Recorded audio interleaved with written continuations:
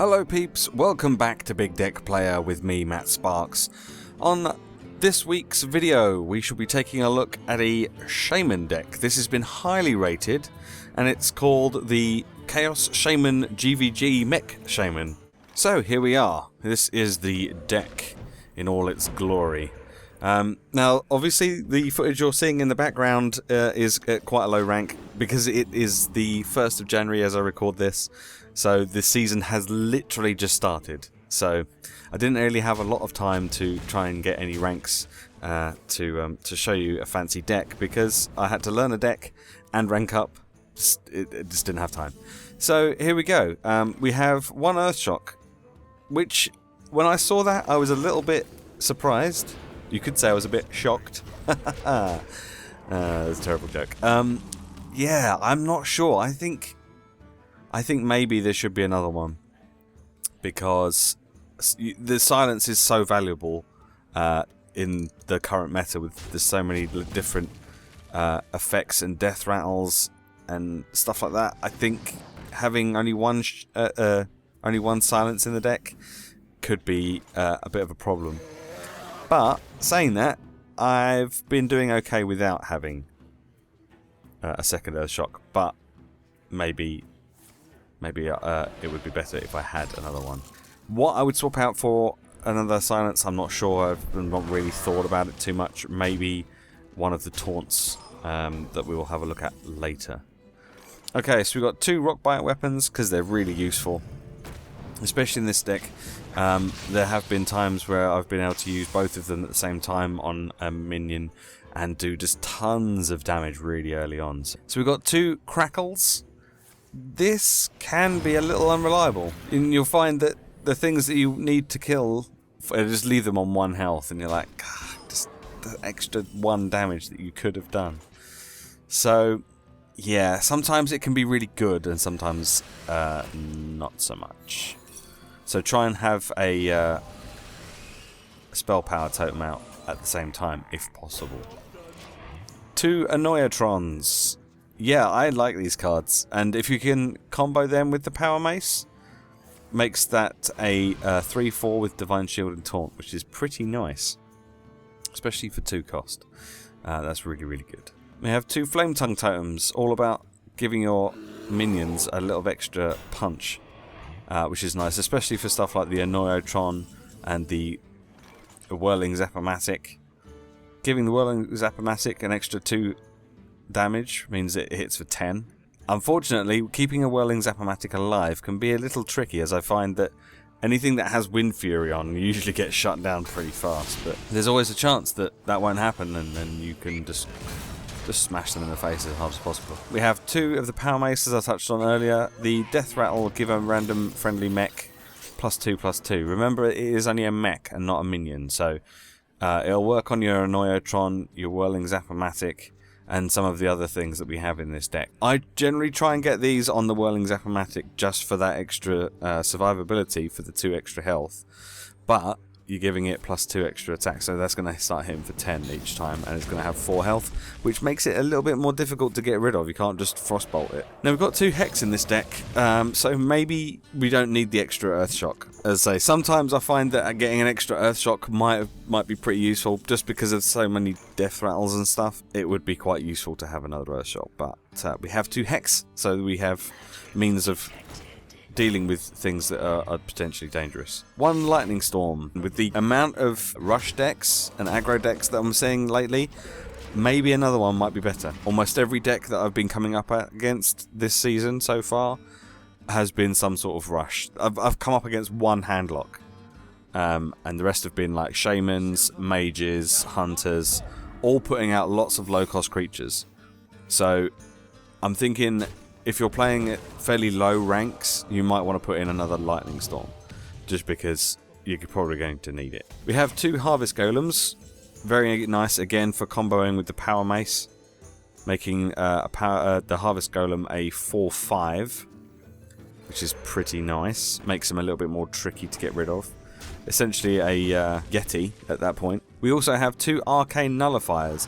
Now I think that these are slightly more annoying than the Annoyatron, because they've got 5 health, which generally is a little bit more tricky to get rid of, and they can't be targeted by spells or hero powers, which is really annoying.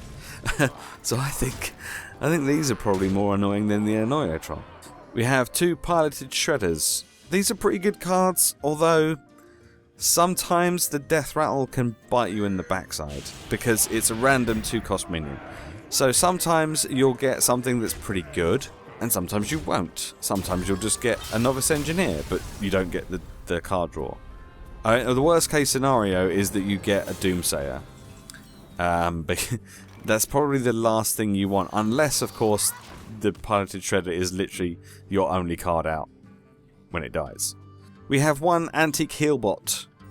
I don't really like the stats on this. I think it's absolute terrible, but regaining 8 health is really, really useful. I mean, there is only 1 in the deck, which is a little sad, but yeah, hopefully you won't need more than 1. We have 2 Azure Drakes for that much needed card draw. That is the main problem I found with this deck so far, is that card draw can be a little bit of a problem towards the late game. You can kind of run out of cards quite quickly, and there's not a real way around it, unfortunately, with this deck. So Azure Drakes, you really need to hope that you get these so that you can draw some more cards. We have 2 Fire Elementals, because there's a Shaman deck and Fire Elementals are awesome. Fire Elementals are one of those cards that can really turn the game around, and if you're struggling for means of removing stuff, they can really make a difference to the game.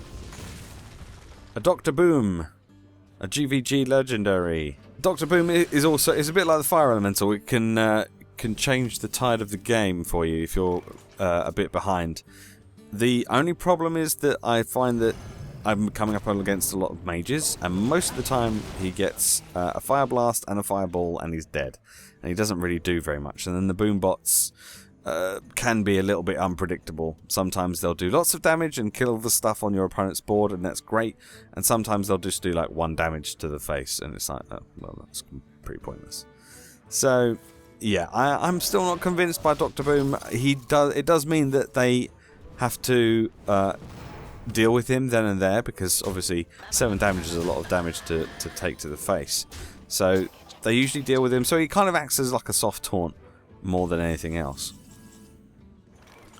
We have a golden legendary. Yes, I was lucky enough to get one when I was opening some packs. We have Neptulon, which adds 4 random Murlocs to your hand and has an overload of 3.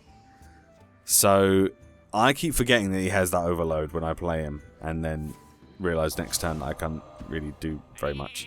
Because he's golden, it means all your Murloc cards that you get from him are golden as well, which is pretty cool. And it's completely random as to which ones you get. So familiarise yourself with the Murloc cards for when you play this guy, so that you know what cards work well with each other.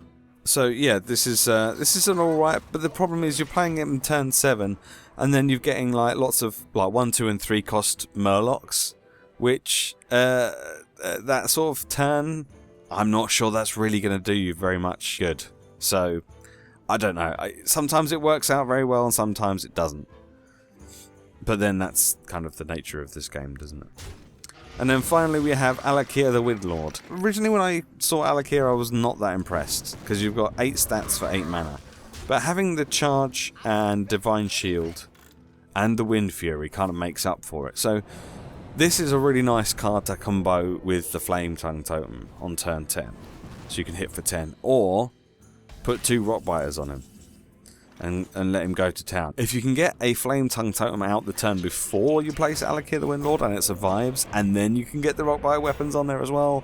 I mean, this is a bit of a crazy combo, but if you can do that, then you're golden. I mean, most of the time I just use him as a finisher.